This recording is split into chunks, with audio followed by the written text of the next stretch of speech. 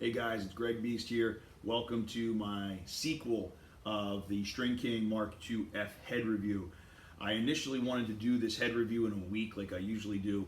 However, I needed a couple more days, so I wanted to give it 2 full weeks. I wanted to not only get my own input, but I wanted to give my FO athletes the opportunity to use it, and I wanted to get their feedback too, since they are guys that are obviously going to be the biggest purchasers of this type of head. So I wanted to get everybody's information. So after doing a couple weeks and a proper review, I'm going to break this down. We already went over the head specs. If you want to watch that, then go over part 1 where we really break down the head specs. But what we're going to go over right now is I'm going to break this down from a knee down standpoint, from a SNG standpoint.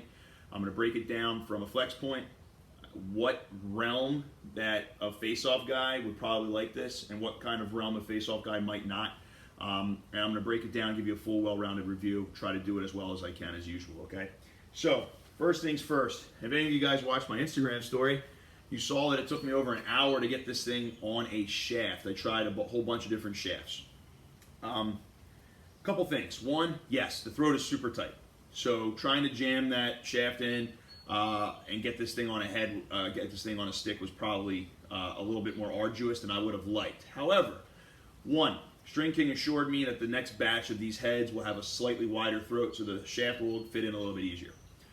2, for those of you guys who are trying to do that right now, put this under hot water, throat, and then take it off and then stick it on a shaft, and it'll probably go in way easier because the actual plastic will expand a little bit.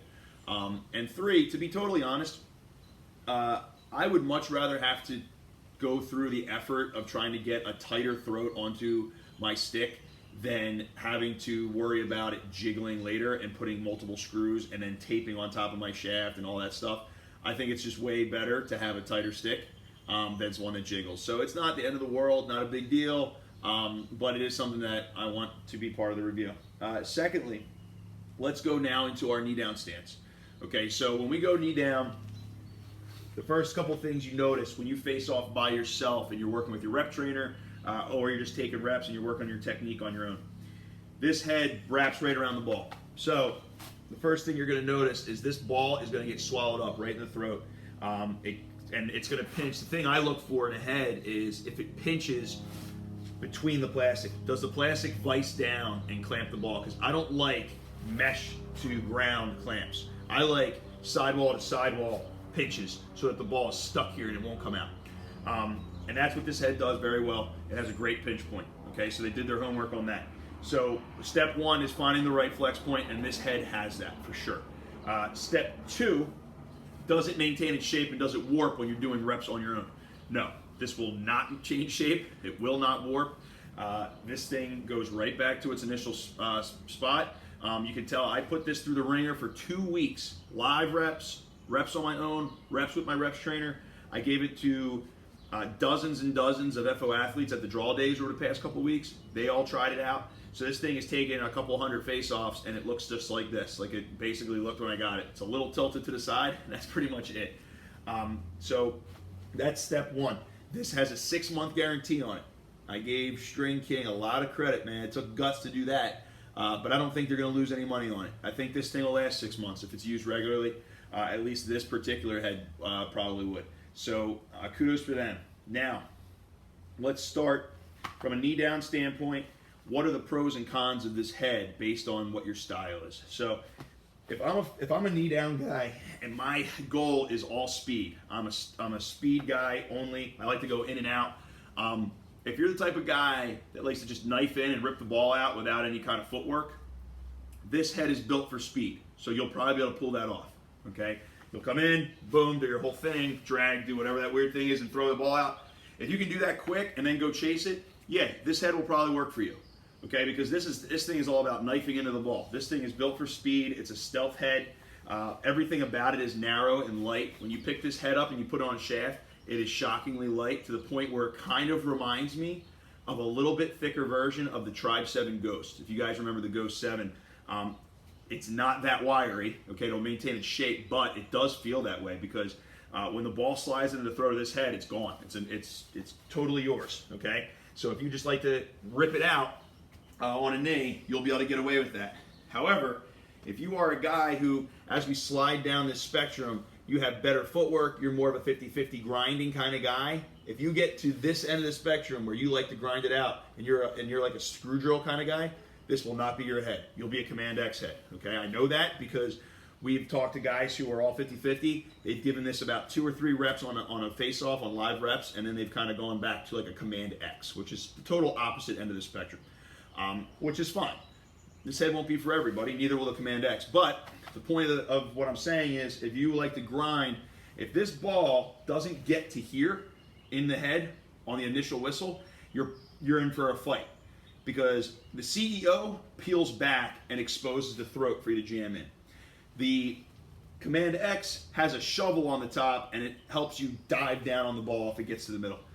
The Dual even, which is still a thinner head, but it's stronger than this. The Dual, at the very least, the bottom sidewall is strong enough and thick enough where you can lock in here, and if you get to your feet, you can roll your wrist and pull it out.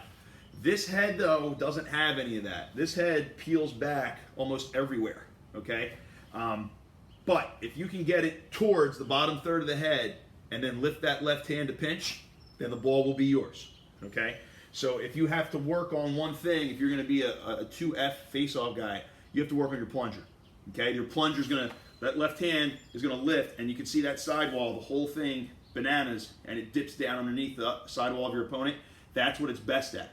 If you don't use that, and that's not your type of game, this probably won't be your type of head, because you're going to end up clamping, and you're going to meet opponents that have thicker sidewalls right here, and the whole thing's going to peel back, okay? So that's just something you should know. If you're speed only, this could be your head, possibly.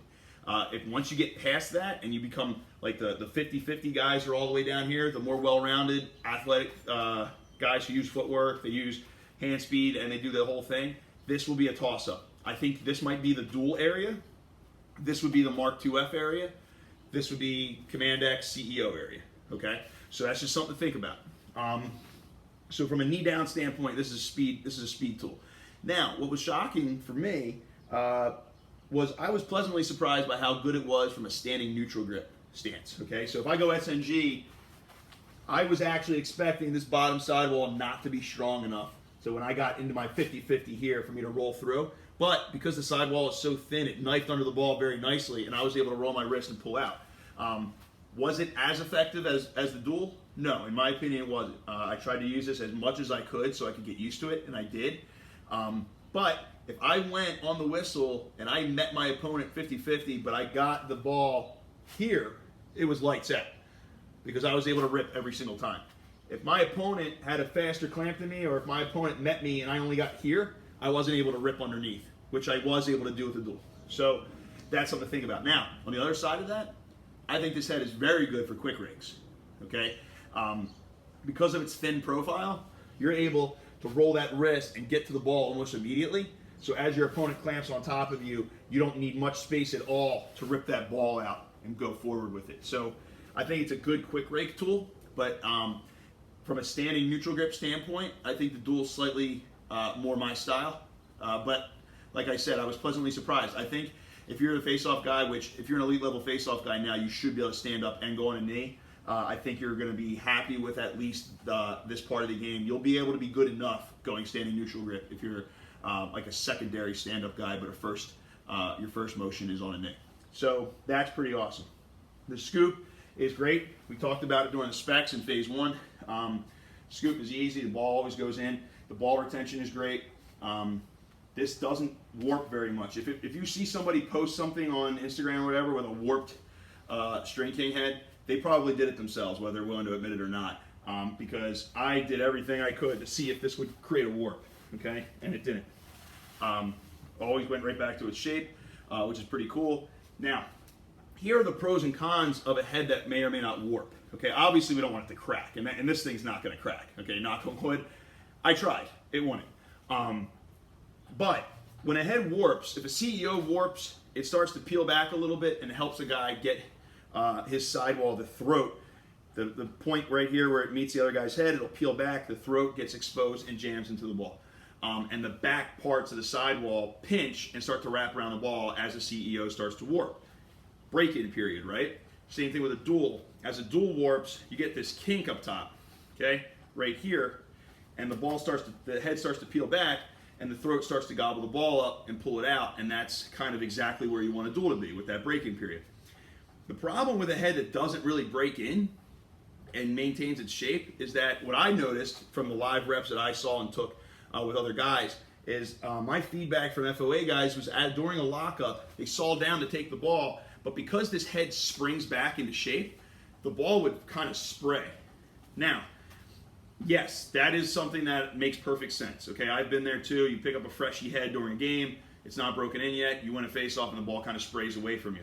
But I'm going to take that with a grain of salt because also they only use this head for a day or two as opposed to using whatever head they're used to for 2 or 3 years. Okay, so that's just something to take with a grain of salt. However, it makes perfect sense that if this head springs back into life and doesn't start to warp a little bit for you, the ball will spray all over the place.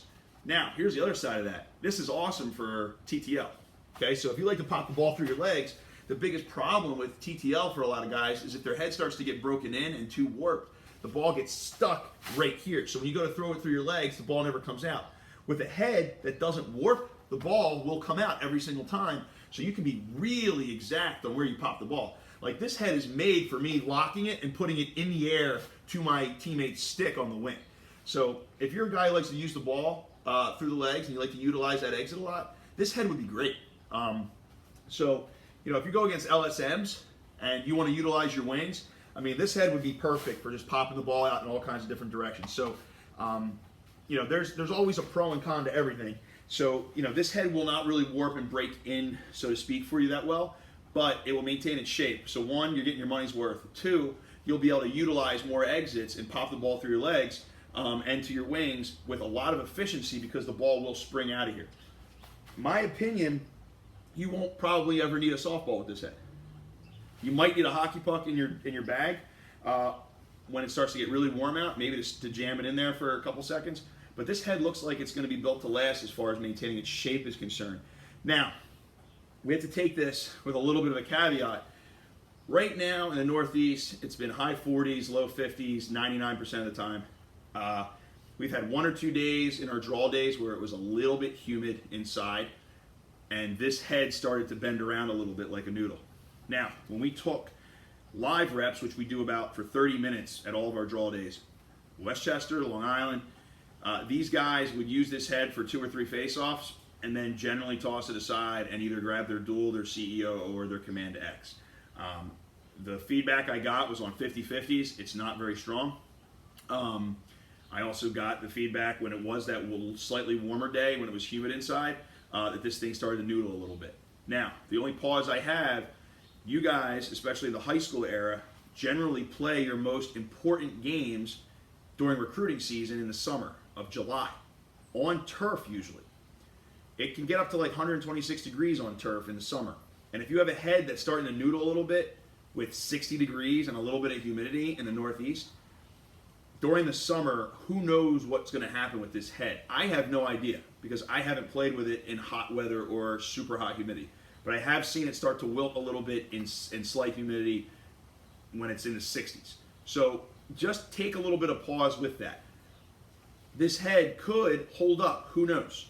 But, you know, there's a reason that there's, you know, like STX has the Enduraform version of a dual. So what you might want to do is if you say, I really like this head right now because I've been trying it for a couple weeks, maybe I'll get an Enduraform head, break that in, and then during the summer, if this does noodle, I can grab that because it's not that big of a difference.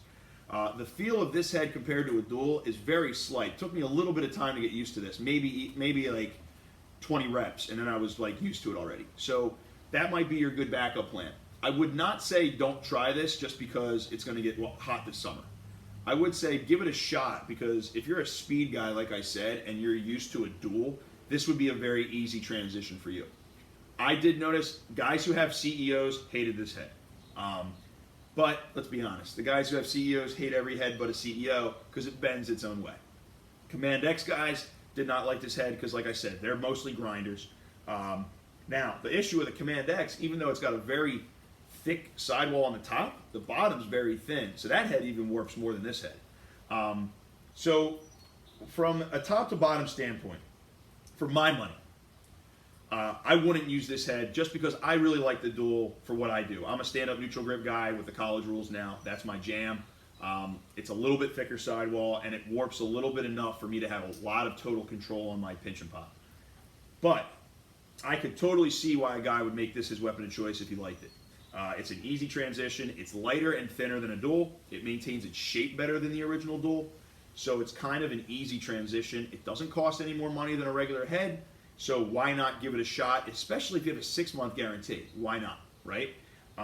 So that's what I've noticed. I've only seen one guy break one of these out of his first batch within a couple days. Other than that, from what I've been told, they've held up pretty well. So this is the Mark IIF from String King.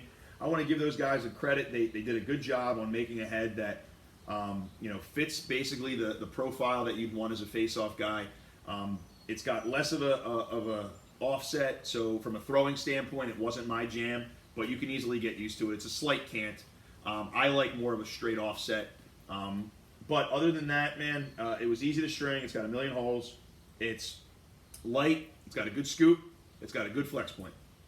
There you go. I mean, what else do you really want from a face-off head standpoint, right? So this is the String King 2F. I hope this review helped you guys out. If you have any other questions about any other heads, I have reviewed pretty much every other face-off head at some point on this channel. Please subscribe and tell your friends to do the same. The more subscriptions I get, the more reviews I can do. Speaking of which, look for the next review for the Beast Lab is going to be the X Factor face-off trainer.